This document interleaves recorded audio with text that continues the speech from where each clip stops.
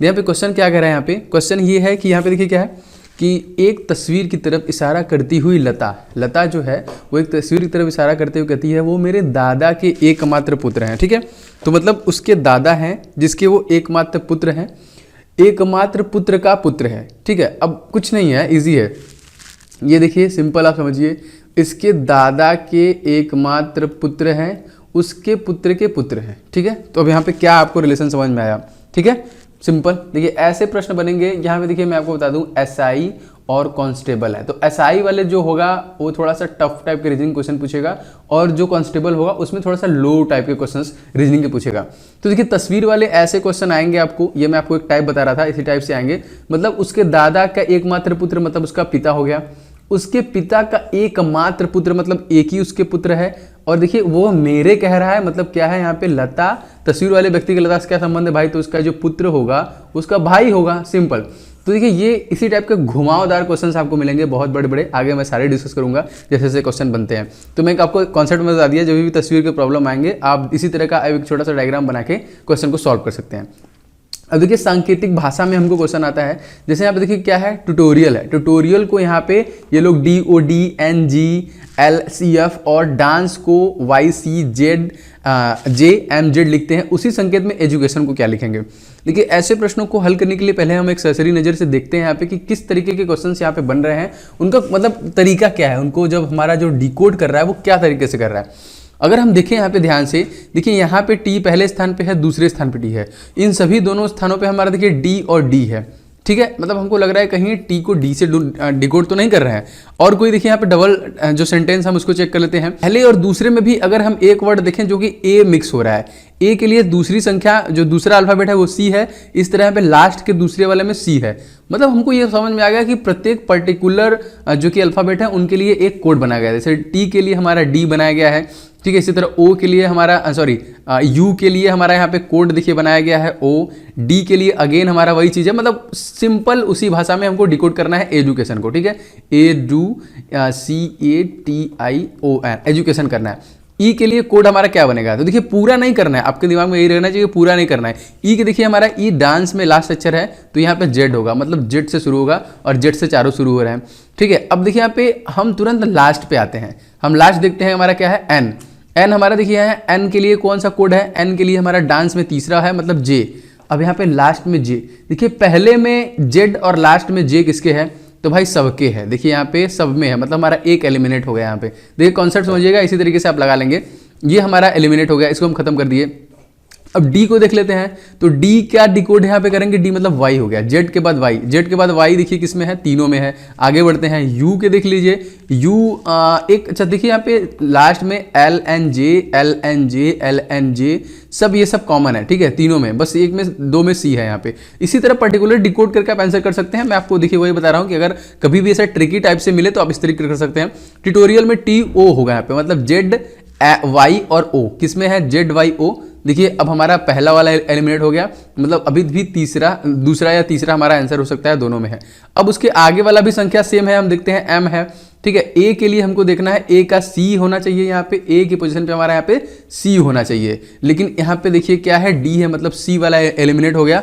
हमको समझ में आ गया कि हमारा जो राइट आंसर होगा वो होगा हमारा ऑप्शन नंबर बी।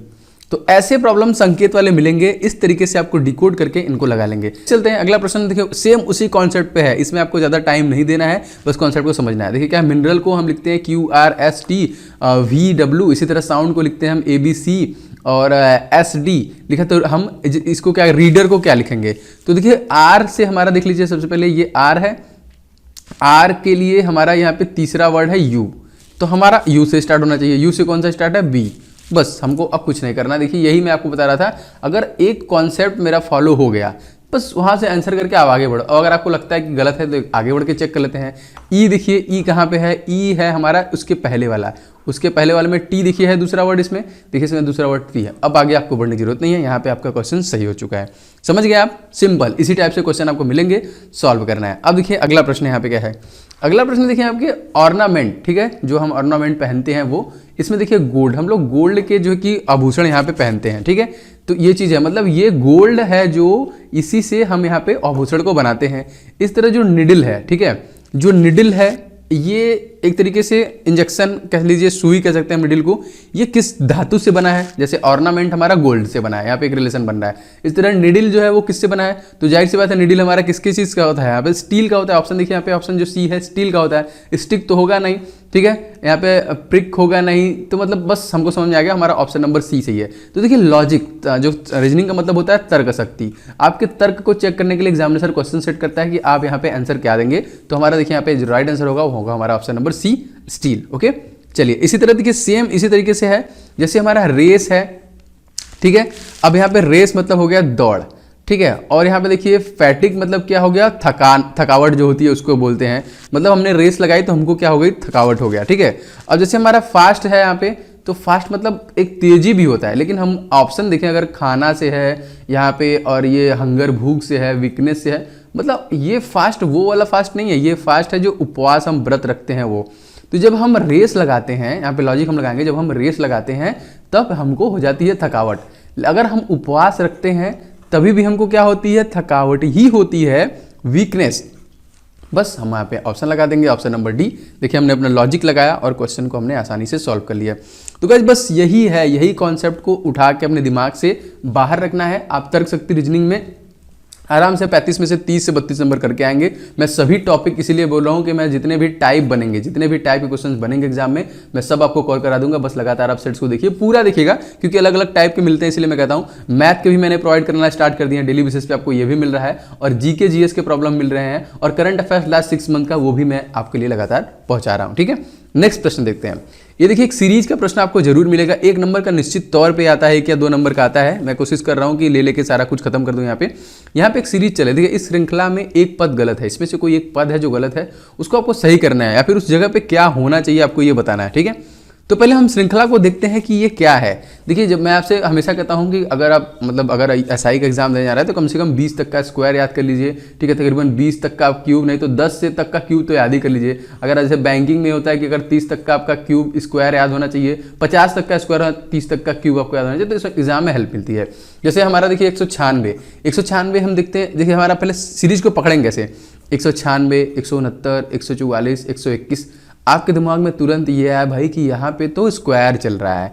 जैसे हमारा 196 है, ये किसका स्क्वायर है, ये 14 का स्क्वायर है। 169 ये किसका स्क्वायर है, 13 का स्क्वायर है। 144 किसका स्क्वायर है, ये 12 का स्क्वायर है। 121 किसका स्क्वायर है, 11 का स्क्वायर है। मतलब 11 का स्क्वायर हुआ, 12 का हुआ, 13 का हुआ, 14 का हुआ, तो भाई इसके पहले 10 का स्क्वायर होना चाहिए। 10 का स्क्वायर क्या होता है, 10 में 100 होगा। लेकिन यहाँ पे जो है सीरीज में 101 है, तो मतलब यहाँ पे जो पद गलत है ये है हमारा ऑप्शन नंबर पहला ही, जिसको होना चाहिए था 100, लेकिन यहाँ पे लिखा हुआ है 101, और इस तरीके से हमने इसको सॉल्व कर लिया। समझ गए आप। देखिए सीरीज के प्रॉब्लम इस तरीके से आएंगे और आप आसानी से कर लेंगे। देखिए गाइस वीडियो पसंद आता है तो लाइक जरूर कीजिएगा, और आपसे शेयर भी कर दीजिएगा अपने कहीं पे भी सोशल मीडिया हैंडल में। अब देखिए ये भी है जैसे मैंने आपको एक बताया, मैंने इसीलिए एक क्वेश्चन और ले लिया जिससे कि आपको लगे, क्योंकि बहुत टाइप के इसमें बनते हैं क्वेश्चन, ठीक है।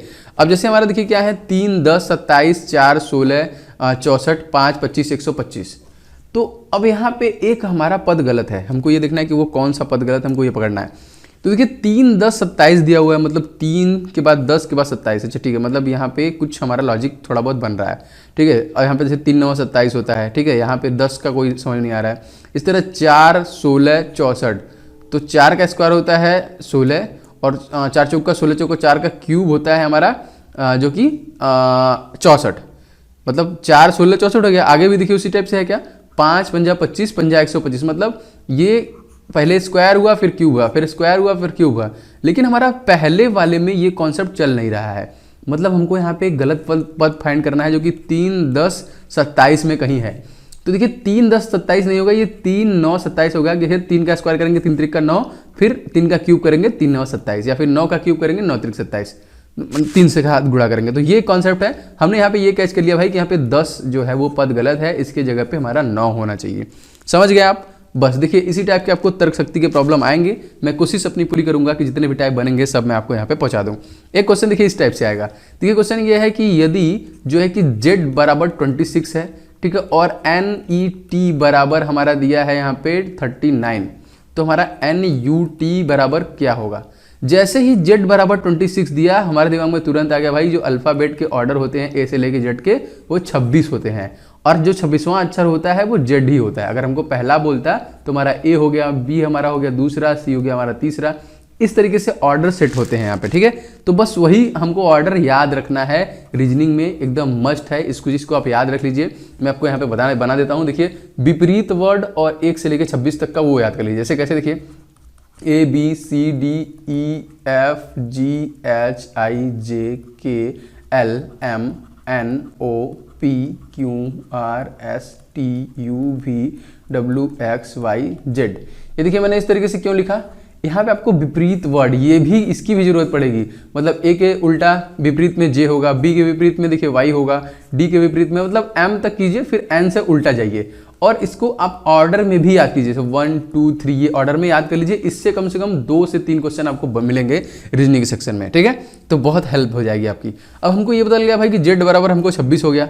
अब नेट बराबर 39 को भी हम चेक कर लेते हैं भाई। एन का पोजीशन देखिए यहाँ पे, एन बराबर होता है हमारा कितना, देखिए यहाँ पे 14 होता है। इसी तरह ई बराबर कितना होता है भाई हमारा, 1 2 3 4 5 होता है यहाँ पे। टी बराबर, टी का पोजीशन अगर आया जैसे मुझे याद है तो मतलब ये 20 होता है। तो अब देखिए 25 4 29 10 39, मतलब हमारा 39 निकल गया है और हमारे ऑप्शन में भी 39 दिया, मतलब सही है। मतलब बस एन यू टी का कॉन्सेप्ट रख लेते हैं। एन का पोजीशन हमको पता पहले से ही है 14 है, ठीक है। यू हमारा 21 है और टी हमने अभी आपको बताया ये है 20। अब हम इसको ऐड कर लेंगे सिंपली। ये देखिए 4 1 5 15 और 40, 15 40 हमारा कितना हो गया 55, और ये हमारा राइट आंसर होगा। ऑप्शन में भी देखिए ऑप्शन नंबर सी हमारा दिया हुआ यहाँ पे 55।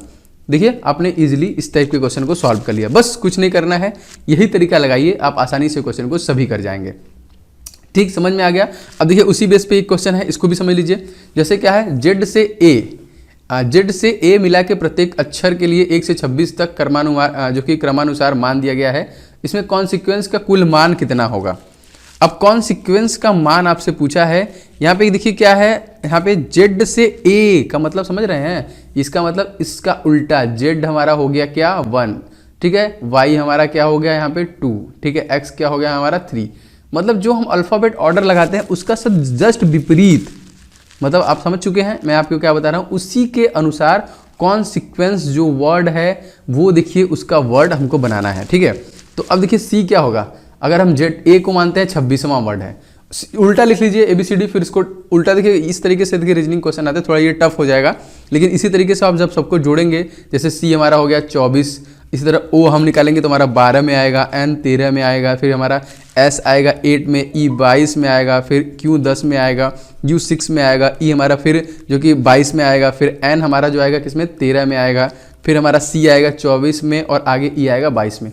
अब इनको कुल मान, इनका सबको आपको जोड़ना पड़ेगा। ये देखिए काफ़ी लेंदी क्वेश्चन है, अगर आप इसे करना चाहते हैं तो करिए, नहीं तो फिर इसको स्किप कर देंगे तो आपको थोड़ा समय बच जाएगा यहाँ पे। तो इसको जब हम टोटल जोड़ेंगे तो 176 हमारा आएगा, जो कि राइट आंसर हमारा ऑप्शन नंबर डी होगा। ठीक है गाइस, तो सिंपल इसी टाइप के क्वेश्चन आपको मिलने वाले हैं, आसानी से लगाइए, मैं सभी टाइप को सॉल्व करवाऊंगा।